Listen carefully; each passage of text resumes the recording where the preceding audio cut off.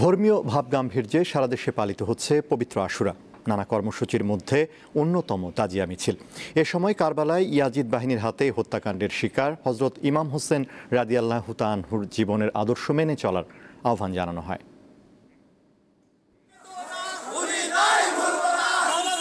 মহরম মাসের 10 তারিখ।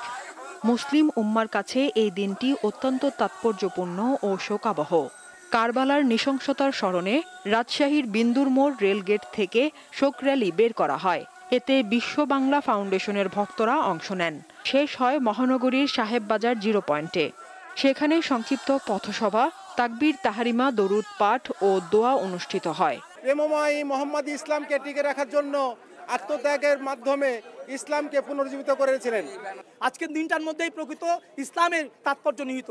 ডক্টর আল্লামা ইকবাল বলেছেন, ইসলাম জিন্দা হতা হে হার কারবালা কে বাদ। সেই ইয়াজিদ বাহিনী তখনও ছিল, এখনো বাংলার জমিনে আছে। পবিত্র আশুরা উপলক্ষে চট্টগ্রামের সদরঘাট ইমাম বাগরাহ থেকে তাজিয়া মিছিল বের করা হয়। এর আগে আয়োজিত মজলিসে হজরত ইমাম হোসেনের জীবন থেকে শিক্ষা নিয়ে সবাইকে ঐক্যবদ্ধ থাকার আহ্বান জানান বক্তারা।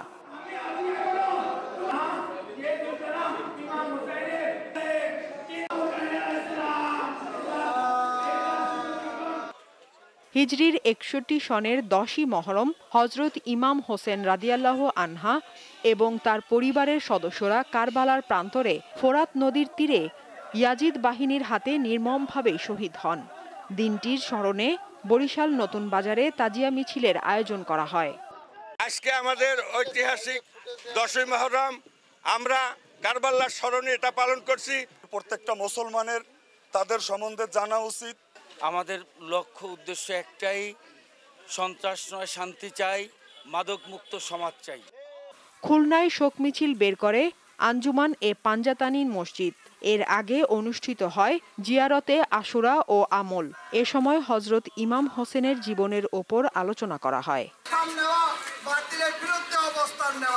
পবিত্র আশুরা উপলক্ষে রাজবাড়িতে আয়োজন করা হয় শোক মিছিল। কয়েক হাজার মুসল্লি এতে অংশ নেন। এটি শহরের প্রধান প্রধান এলাকা প্রদক্ষিণ করে।